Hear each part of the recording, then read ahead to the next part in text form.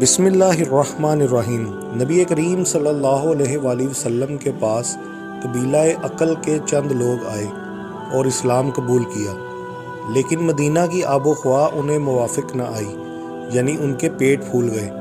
تو حضرت صلی اللہ علیہ وآلہ وسلم نے ان سے فرمایا کہ صدقہ کے اونٹوں کے ریوڑ میں جائیں اور ان کا پیشاب اور دودھ ملا کر پئیں۔ انہوں نے اس کے مطابق عمل کیا اور تندرست ہو گئے، لیکن اس کے بعد وہ مرتد ہو گئے اور ان اونٹوں کے چرواہوں کو قتل کر کے اونٹ ہنکا لے گئے۔ حضرت صلی اللہ علیہ وآلہ وسلم نے ان کی تلاش میں سوار بھیجے اور انہیں پکڑ کے لایا گیا۔ پھر ان کے ہاتھ پاؤں کاٹ دیے گئے اور ان کی آنکھیں پھوڑ دی گئیں، کیونکہ انہوں نے اسلامی چرواہے کے ساتھ ایسا ہی برتاؤ کیا تھا، اور ان کے زخموں پر داغ نہیں لگوایا گیا یہاں تک کہ وہ مر گئے۔ صحیح بخاری 6802۔ بسم اللہ الرحمن الرحیم۔ نبی کریم صلی اللہ علیہ وآلہ وسلم نے فرمایا، 7 آدمی ایسے ہیں جنہیں اللہ تعالیٰ قیامت کے دن اپنے عرش کے نیچے سایہ دے گا، جبکہ اس کے عرش کے سائے کے سوا اور کوئی سایہ نہیں ہوگا۔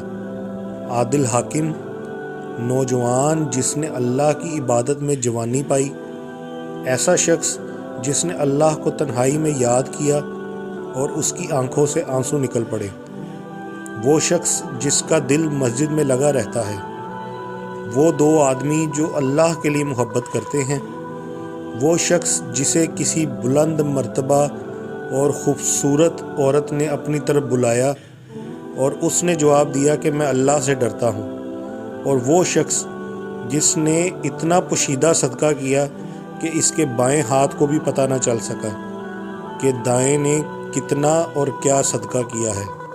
صحیح بخاری 6806۔ بسم اللہ الرحمن الرحیم۔ میں تم سے ایک ایسی حدیث بیان کروں گا کہ میرے بعد کوئی اسے نہیں بیان کرے گا۔ میں نے یہ حدیث نبی کریم صلی اللہ علیہ وآلہ وسلم سے سنی ہے۔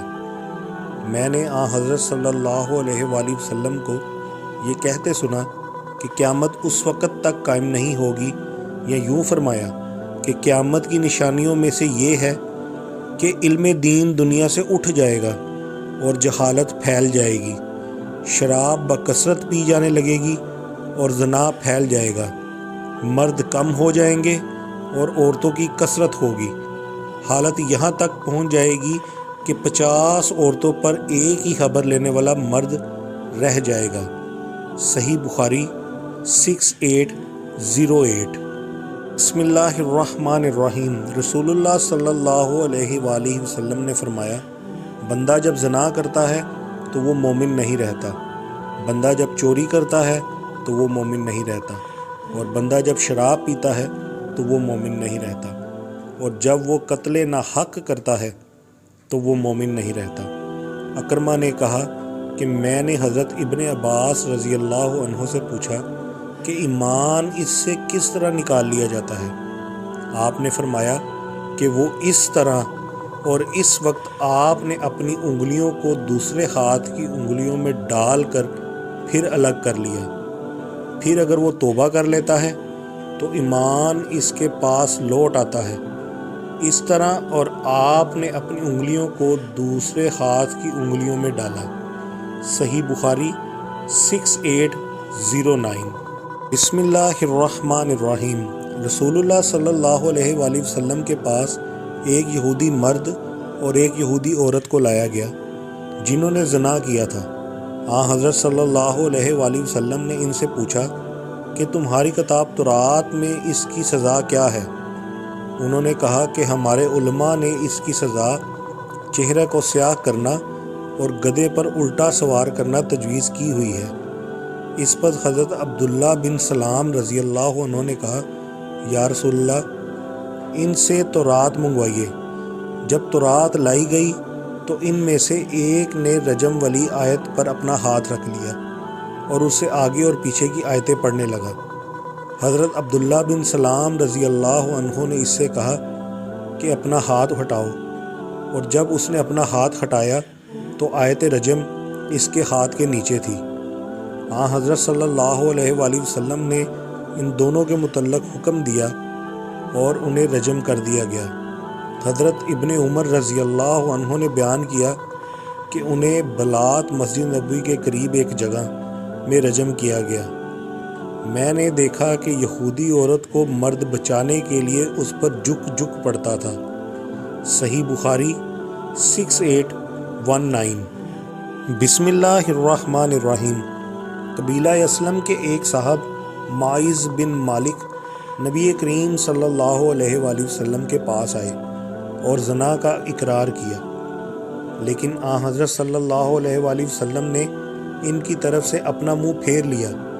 پھر جب انہوں نے 4 مرتبہ اپنے لیے گواہی دی تو حضرت صلی اللہ علیہ وآلہ وسلم نے ان سے پوچھا، کیا تم دیوانے ہو گئے ہو؟ انہوں نے کہا کہ نہیں۔ پھر آپ نے پوچھا، کیا تمہارا نکاح ہو چکا ہے؟ تو انہوں نے کہا کہ ہاں۔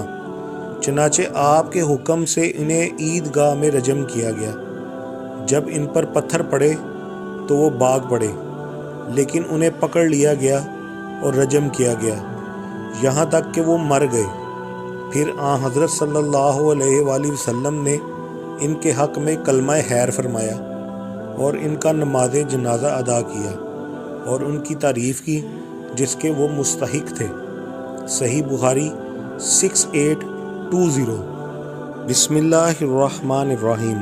میں نبی کریم صلی اللہ علیہ وآلہ وسلم کے پاس تھا کہ ایک صاحب کعب بن عمرو آئے اور کہا، یا رسول اللہ، مجھ پر حد واجب ہو گئی ہے، آپ مجھ پر حد جاری کیجیے۔ بیان کیا، حضرت صلی اللہ علیہ وآلہ وسلم نے اس سے کچھ نہیں پوچھا۔ بیان کیا کہ پھر نماز کا وقت ہو گیا اور ان صاحب نے بھی حضرت صلی اللہ علیہ وآلہ وسلم کے ساتھ نماز پڑھی۔ جب حضور نماز پڑھ چکے تو وہ پھر حضرت صلی اللہ علیہ وآلہ وسلم کے پاس آ کر کھڑے ہو گئے اور کہا، یا رسول اللہ، مجھ پر حد واجب ہو گئی ہے، آپ کتاب اللہ کے حکم کے مطابق مجھ پر حد جاری کیجیے۔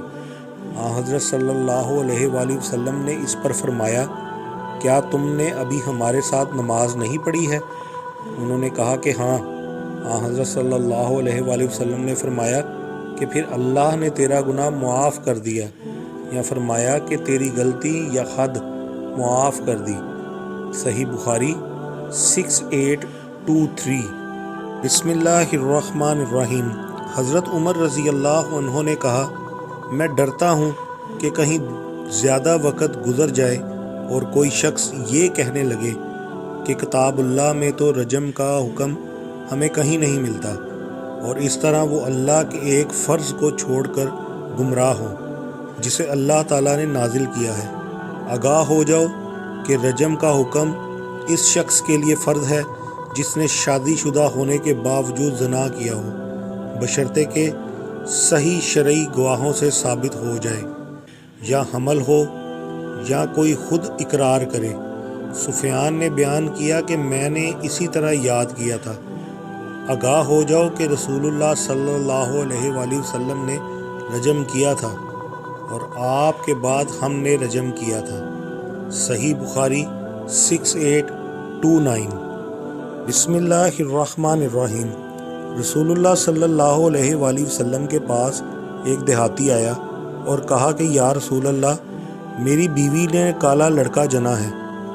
حضرت صلی اللہ علیہ وآلہ وسلم نے پوچھا، تمہارے پاس اونٹ ہیں؟ انہوں نے کہا کہ ہاں۔ آپ نے پوچھا، ان کے رنگ کیسے ہیں؟ انہوں نے کہا کہ سرخ۔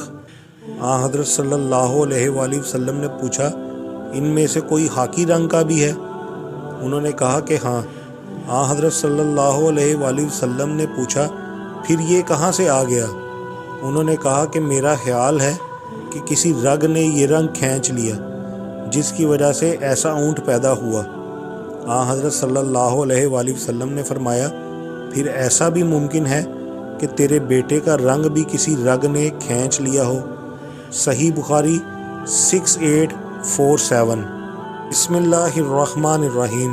نبی کریم صلی اللہ علیہ وآلہ وسلم نے فرمایا، جس نے مجھے اپنے دونوں پاؤں کے درمیان یعنی شرمگاہ کی اور اپنے دونوں جبڑوں کے درمیان یعنی زبان کی ضمانت دے دی تو میں اسے جنت میں جانے کا بھروسہ دلاتا ہوں۔ صحیح بخاری 68 07